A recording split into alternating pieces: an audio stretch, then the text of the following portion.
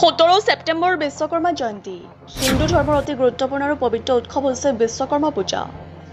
এই বিশ্বকৰ্মা পূজা বা বিশ্বকৰ্মা জয়ন্তী ভাৰতৰ ত্ৰিপুৰা, অসম, পশ্চিমবংগ, বিহাৰ, কৰ্ণাটক, ঝাৰখণ্ড, ওড়িশা আদি ৰাজ্যত প্ৰতি বছৰ ভাদ মাহৰ সংক্ৰান্তি বা কন্যা সংক্ৰান্তিত বৰ উলহ মালহেৰে পালন কৰা হয়। এই পবিত্ৰ উৎসৱটি বিশেষকৈ কল কাৰখানা, গেৰেজ আদি ঔদ্যোগিক স্থানসমূহত পালন কৰা হয়। হিন্দু ধৰ্মত শ্ৰী শ্ৰী বিশ্বকৰ্মাক বিশ্বৰ নিৰ্মাতা তথা দেৱতাসকলৰ খনিকৰ বুলি বিশ্বাস কৰা হয়। ঠিক তেনেকৈ আজি নলবাৰীৰ পল্লা ৰোডত মা বিনাপানী এণ্টাৰপ্ৰাইজত উলহ মালহেৰে উদযাপন কৰা হয়। উক্ত এণ্টাৰপ্ৰাইজত যথেষ্ট মানুহৰ ভিৰ কৰা দেখা পোৱা যায়। পোনপ্ৰথমে আপোনালৈ বিশ্বকৰ্মা পূজাৰ হিয়াভৰা শুভেচ্ছা অলপ জনালোঁ। লগতে সমূহ অসমবাসী ৰাইজলৈ মা বিনাপানী এণ্টাৰপ্ৰাইজৰ তৰফৰ পৰা আন্তৰিক হিয়া আৰু শুভেচ্ছা জনালোঁ।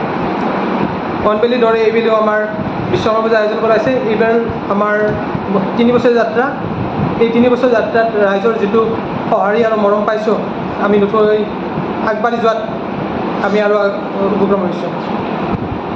কি ৰাজ্য আছে কৰা হ'ব? আপোনাৰ ৰাতিপুৱা 9 বজাত তোমাৰ পূজা আৰম্ভ হৈছে, 12 বজাত শান্তি প্ৰদান হ'ল। আপোনাৰ এতিয়া ভোগ বিতৰণ চলি আছে। কিমানমান মানুহ আপোনাৰ 1000ৰো আমি আয়োজন কৰিছোঁ, 1000 মানুহ। ৰাইজে আমাক যোনটো সহায় বিচাৰিছে, আমি ৰাইজৰ লগত সদায় এই গোটেই আমি থাকি যাম। নলবাৰীৰ পৰা হৰদীপ বৰ্মনৰ ৰিপৰ্ট, নিউজ 24 অসম।